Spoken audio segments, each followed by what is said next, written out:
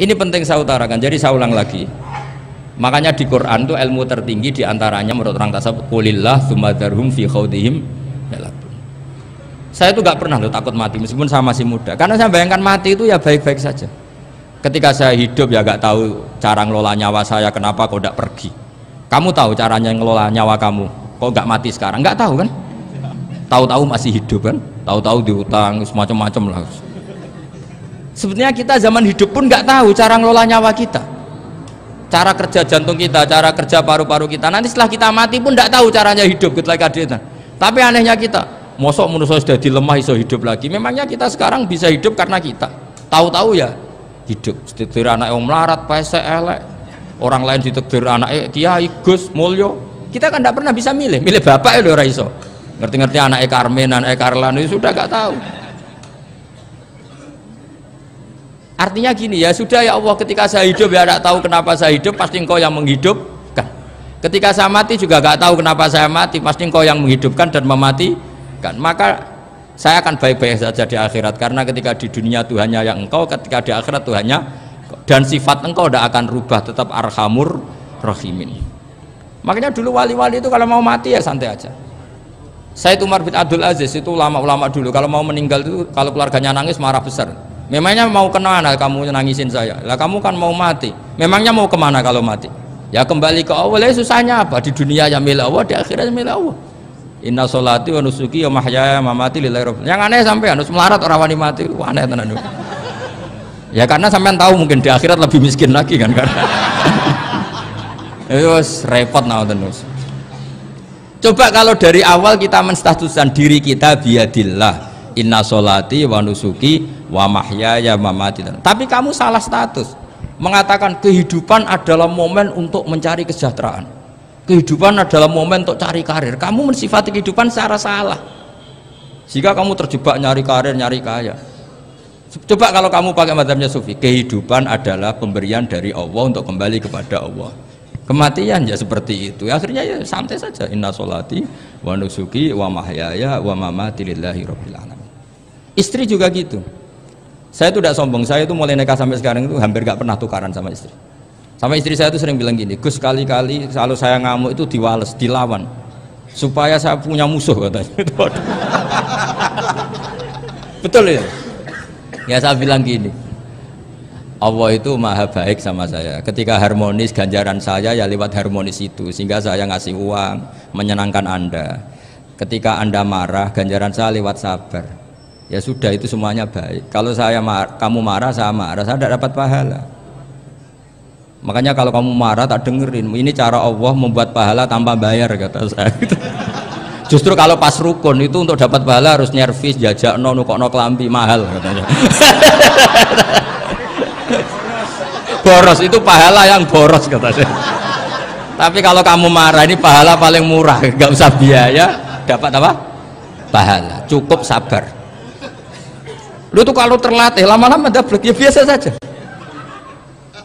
Ulama dulu seperti itu semua. Imam Syafi'i itu pernah ada orang baik sekali sama beliau. Orangnya itu munafik padahal.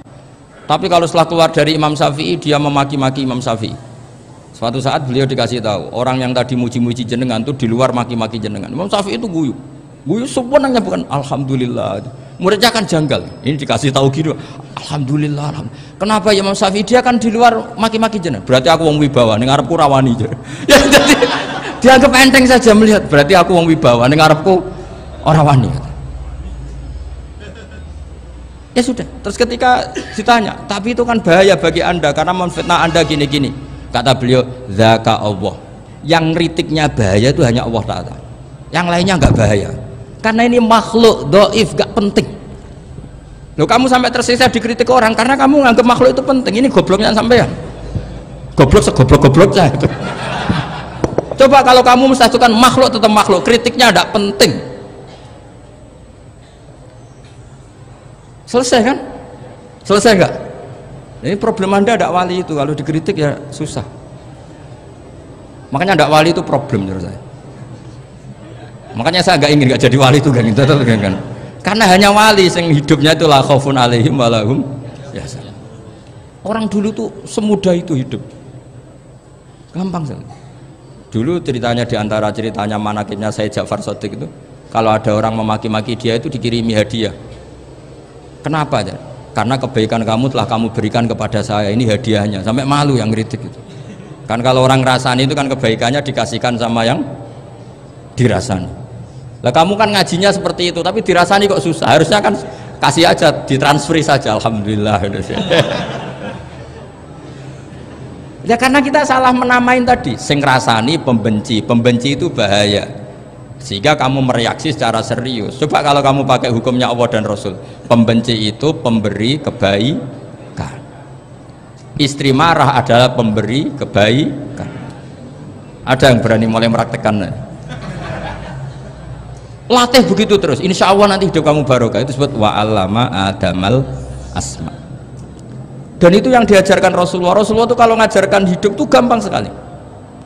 Allahumma ja'alil hayata ziyadatan li fi kulli khairin wal mauta rohatan li min kulli syarrin. Jadi kalau kita hidup, anggap saja peluang untuk nambah kebaikan. Kalau kita mati, anggap saja akhir dari semua potensi kejahatan kita.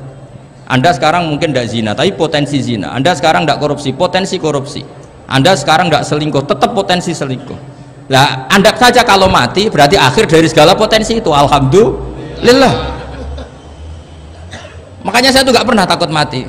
Karena saya misalnya setiap saat mati, ya saya nanti akan bilang, ya Allah, ini sudah mau mati, berarti mau akhir dari segala potensi keburukan saya. Alhamdulillah. Makanya itu ulama-ulama dulu kalau ada preman mati, saya guys, tonggone ragil muni saya, walau preman kurang ajar, saya guys, tonggone tetap ragil muni saya. Padahal kiai ini muni, saya guys pun mati, pun buatan sakit macam-macam nih pasti. Karena dia dengan mati berarti rohatan mengguli syarrin, keburukannya tidak terulang lah. Lah keburukan nggak terulang lagi itu saya apa buruk? Saya. Makanya kiainya minta saya gih niki, tonggone cek menengai. Saya gih menengai. Makanya suatu saat kalau ada gitu kamu harus bilang apa? Saya, pun buatan jahat malih, pun mati. Jadi kayak apa coba? Coba sekali-kali statuskan kalau al hayat adalah ziyadatan lana fi kulli khairin, al maut adalah rohatan lana min kulli syarrin. Sehingga kita hidup ya happy, mati juga happy, gak masalah. Terus kayak misalnya mendingin, tapi anak bojoku piye? Memang selama hidup anak bojomu bahagia. Ketoknya ya tambah musibah ya cok. Malah sombong lagi kamu, seakan-akan kamu Tuhan yang bisa mensejahterakan manusia. Wong isih urip kok bojomu wis ndonga muga-muga nang mati malah. Karena gak jelas. Ya, ini penting, ini saya utarakan. Jadi ini saya cicil juz 1 wa allama adamal asma. Makanya kata Rasulullah, ala ta'jabuna kaifa yusrifu wa annisat ma quraisin wa dhamma. Ini penting, nama itu penting. Karena sekali nama ini salah, coba misalnya orang sepakat darani Fir'aun itu wujida ba'da alam yakun. Fir'aun itu ada yang dulu-dulunya tidak ada.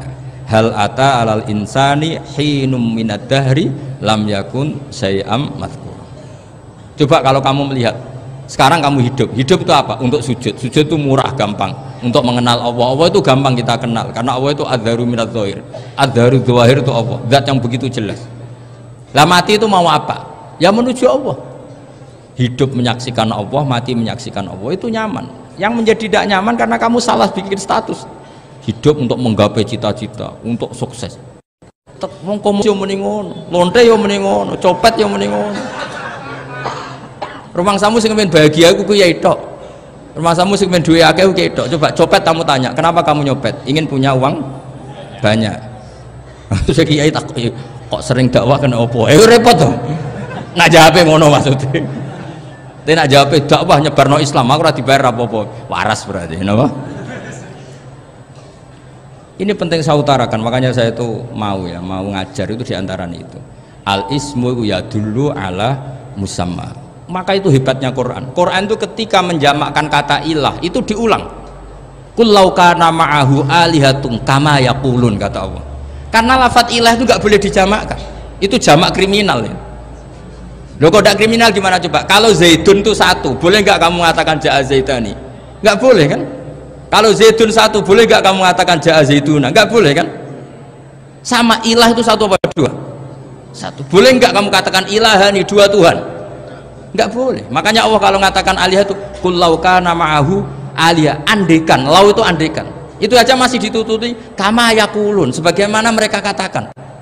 Karena lafadz ilah itu tidak pernah punya jama' alihah. Makanya Allah ngertikan qul law kana ma'ahu alihah, masih ditambahi kama yaqulun, tapi itu kata mereka, kira-kira gitu. Maka kenangan saya sama Mbak Turehan, saya ini masih pernah cucu sama Mbak Turehan karena saya mbah saya kandung namanya Fatimah, itu abahnya itu orang sini, Fakhriyas itu, ibunya itu orang Kudus, makanya saya ini ya turunan Kudus, turunan Nasr. Itu kalau Batu Rehan, kalau hari kematian Yesus itu kan ditulis hari wafatnya Yesus. Batu Rehan kan tentu meyakini Yesus itu Isa itu tidak mati tapi makanya di kalender Kudus sampai lihat itu kan matinya Sibah Isa, kan ada dalam kurung Sibah Isa, jadi yang mati itu Sibah Isa. Karena kalau yang mati Isa kan menyalahi Quran, wa ma qataluhu wa ma sholabuhu walakin subyalahu, maka ditulis kematian Sibah Isa. Hanya Almanak Kudus, yang lainnya enggak karena sudah ikut bahasa nasional. Saya pernah agak bantah dulu, saya masih muda, ditulis gini saja, kematian Yesus dalam kurung katanya. Jadi ono karena saya ini teori Quran itu kalau ada bahasa salah itu diulang, qul law kana ma'ahu aliyatun kama yaqulu. Karena nggak benar, jama' aliyah itu tidak benar. Bagaimana mungkin sesuatu yang satu dijamakkan? Coba kamu bisa mengatakan zaituna karena zaitnya banyak, kamu punya tamu rojulun, kalau orang banyak rijalun. Kamu melihat satu masjid, masjidun, kalau masjid banyak masajid. Masalahnya Tuhan itu tidak pernah banyak, mau satu. Makanya itu hebatnya kamus-kamus yang dikarang orang alim. Bahas tasniahnya ilahun itu lam yujad katanya, tapi wajaduhu wasamauhu. Tasniah ini nggak ada secara hakikat, tapi mereka ada yang menjamakkan, yaitu mereka-mereka yang salah. Makanya tadi dalam ilmu mantek kesalahan itu tidak pernah ada, yang ada adalah orang yang salah. Paham? Jadi kesalahan itu tidak pernah ada, yang ada adalah orang yang satu tambah satu pasti dua, nggak mungkin empat nggak ada, lima nggak ada, tapi orang jawab salah banyak. Nah, itu namanya ilmu ya. Makanya yang namanya ismu itu mesti ya dulu ala musamma. Andai kan orang mengatakan Lata Uzza ini batu yang dipahat oleh si A, dulu pesennya di Muntilan, batunya dari Mojokerto, dulu pas bikin tangannya protol terus disemen, dilakban, bisa nggak jadi Tuhan kalau dengan status seperti itu? Fir'aun misalnya dulu nggak ada, lahir ngompolan, tahu ret-retan, ciliknya malah tahu tipes, terus tua-tua jadi pangeran, aneh nggak sih? Jadi semua, makanya setiap kemusyrikan itu kata Allah, in hiya illa asmaun samaitumuha antum wa abaukum ma anzalallahu biha min sultan. Pun nggih ngoten mawon. Assalamualaikum warahmatullahi wabarakatuh.